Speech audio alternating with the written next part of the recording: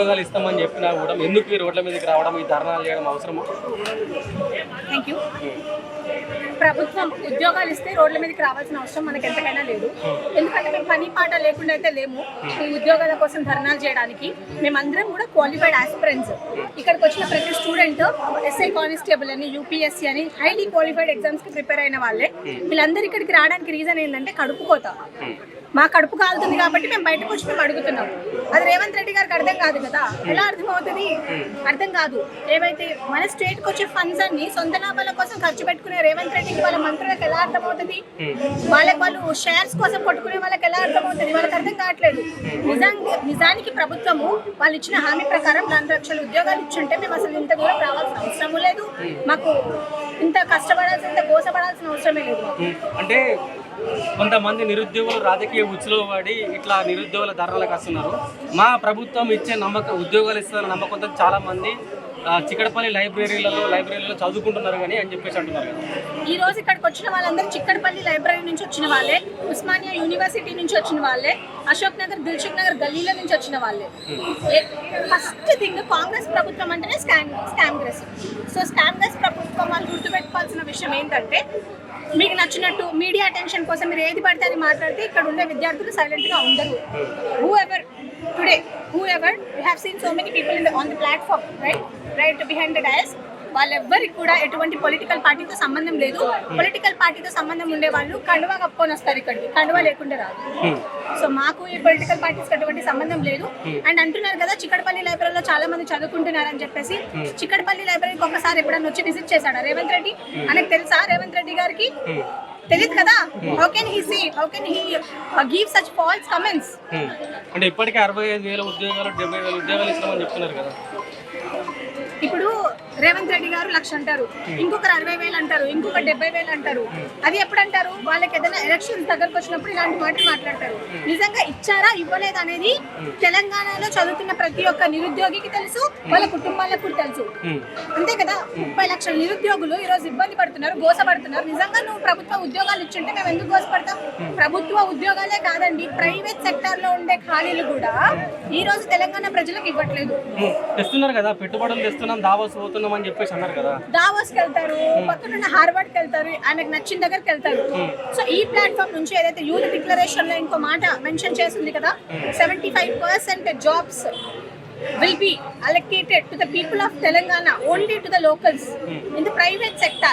ఇది నేను చెప్పింది కాదు, ప్రియాంక గాంధీ గారు చెప్పింది. 2 लाख బేరోజ్గారీ హై హమ్ ఫిల్ కరేంగే అని చెప్పేసి ఆమె చెప్పారు. ఏదైతే ఇప్పుడు కరెంట్ ఉన్న గవర్నమెంట్ లో మన ఎవరు శ్రీధర్ బాబు గారు, ఆయన గురించి చెప్పింది ఇదే.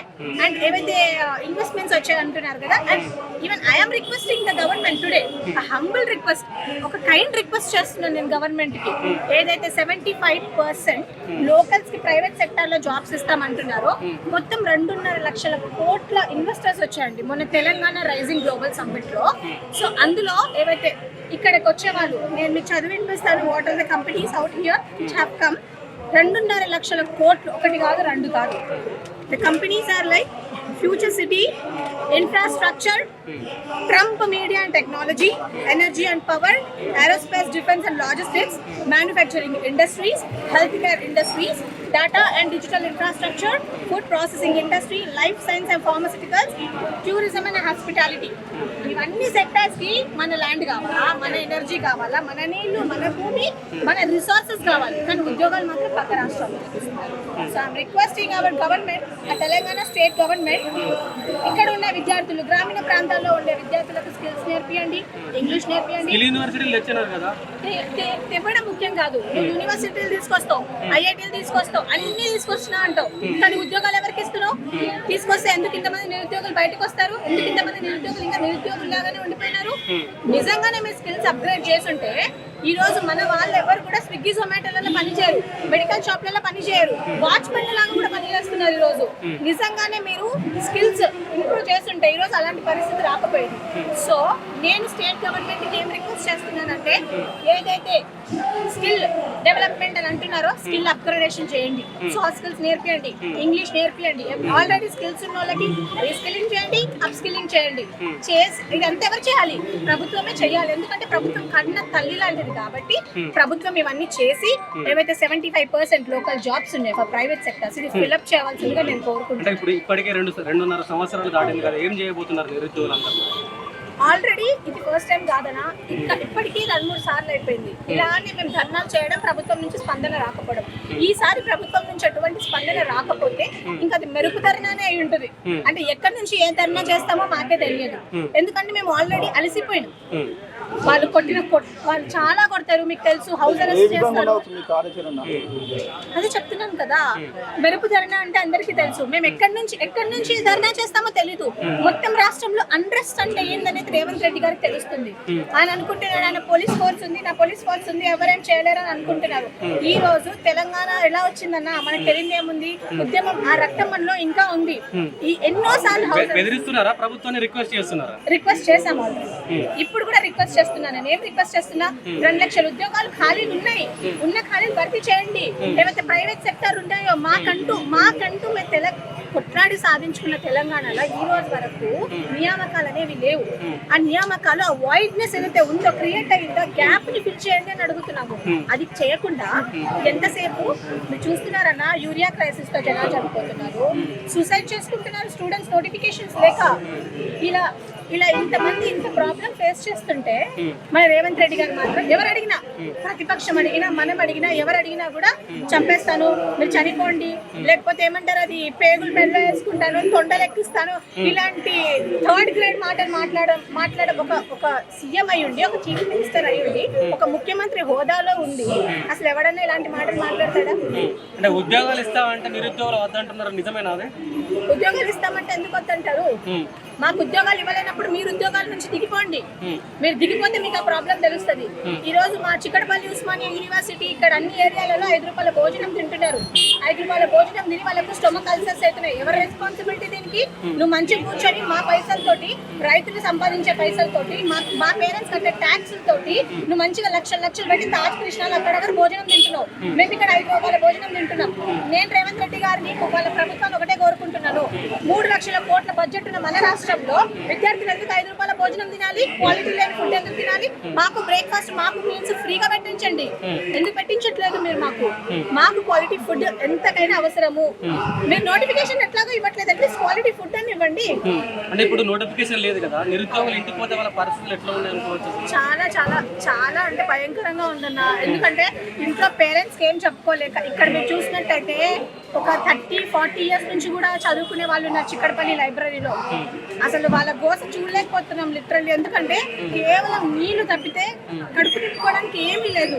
మీరు లైబ్రరీ దగ్గరికి వెళ్తే 12:30-1 గంటల వరకు 5 రూపాయల మెస్ కూడా క్లోజ్ అయిపోతుంది వాళ్ళకి.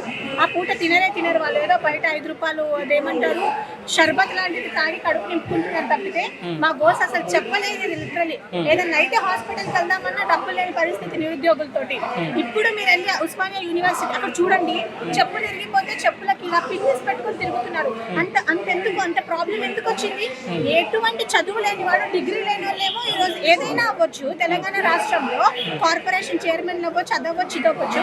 కానీ ఇంత చదువుకొని ఇన్ని డిగ్రీలు పెట్టుకొని మేము ఏమీ అవ్వలేకపోతున్నాము. మాకు క్యాలిబర్ లేకనా? మాకు అన్నీ ఉన్నాయి. మీరు నోటిఫికేషన్స్ ఇస్తే మా పని మేము చేసుకుంటాము.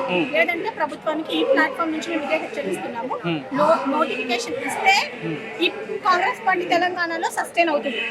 లేదు అంటే అప్పుడు నిరుద్యోగులు ఏం చాలా చేస్తారు. అంటే 2034 వరకు నేనే ముఖ్యమంత్రి ఉంటా అని చెప్తున్నాడు కదా, డైరెక్ట్ ధీమా వ్యక్తం చేస్తున్నాడు. ఇంతకుముందు కూడా మన వైఎస్ఆర్ గారు ఉన్నప్పుడు, అప్పుడు కాంగ్రెస్ పార్టీ ఉన్నప్పుడు కూడా కాంగ్రెస్ పార్టీ ఏమనుకుందంటే, సోనియమ్మ ఏమనుకున్నారంటే, నేను తెలంగాణ ఇచ్చేసిన మొత్తం నన్ను గెలిపించేస్తారు తెలంగాణలో అని అనుకుంది. 10 సంవత్సరాల నుంచి కాంగ్రెస్ పార్టీ తెలంగాణలో అత్తాపత్తా లేకుండా వెళ్ళిపోయింది. ఇప్పుడైతే ఏదో వాళ్ళు చేసిన ఏమంటారు చెప్పిన మేనిఫెస్టోలో వాళ్ళు చెప్పిన అబద్ధాల ప్రామిస్ వల్ల ఏదో గెలిచారు. కానీ నెక్స్ట్ కాంగ్రెస్ పార్టీ డెఫినెట్ గా ఐఎమ్ షూర్, నేనైతే కాంగ్రెస్ పార్టీకి అసలు ఓటేసే ప్రసక్తే లేదు. నేనే కాదు, నా నిరుద్యోగులు ఎవరు వేయరు. ఎందుకంటే అక్కడ కోసే పెడుతుంది. మమ్మల్నే కాదు మా తల్లిదండ్రులను కూడా చాలా ఇబ్బంది పెడుతున్నారు. ఈ రోజు అమ్మాయిలను చూడకుండా అబ్బాయిలను చూడకుండా మమ్మల్ని హౌస్ అరెస్ట్ చేస్తున్నారు. మేము మా హక్కుల కోసం పోరాడుతున్నాం. మేము వేరే ఏది అడగట్లేదు ప్రభుత్వాన్ని. సో ఇది మా హక్కు. ఇంకొకటి ఏదైతే జీవో వాళ్ళకి నచ్చిన జీవోలు తీసుకొని వచ్చి జీవో 46 తీసుకొచ్చింది బీఆర్ఎస్ కదా.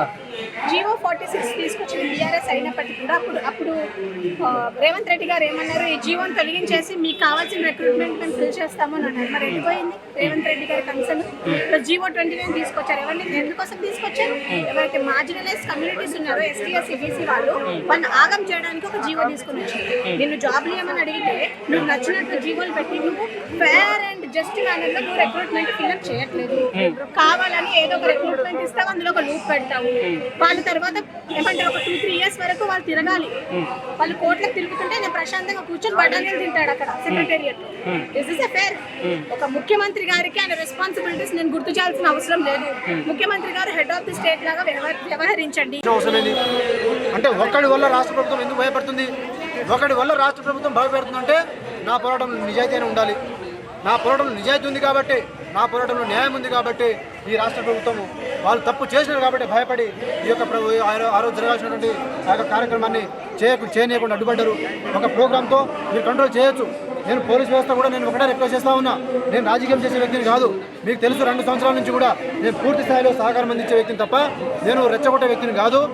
ఇక్కడ రేపటి రోజున ఈ ఉద్యోగాలు కొడితే రేపు మీకు గ్రూప్ 1 మీరు కూడా గ్రూప్ 1 రాస్తారు. మీరు కూడా ఎస్ఐలు సిఐలు అవుతారు.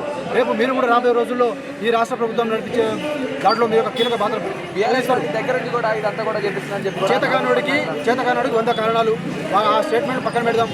మేము నిరుద్యోగుల సీమ గర్జనకి అన్ని పొలిటికల్ పార్టీస్ని మేము మద్దతు తీసుకున్నాం. రాబోయే రోజుల్లో కూడా అన్ని పొలిటికల్ పార్టీ యొక్క మద్దతుతోనే ఈ యొక్క ఉద్యమాన్ని నిర్మిస్తా, కార్యాచరణ ప్రకటిస్తా.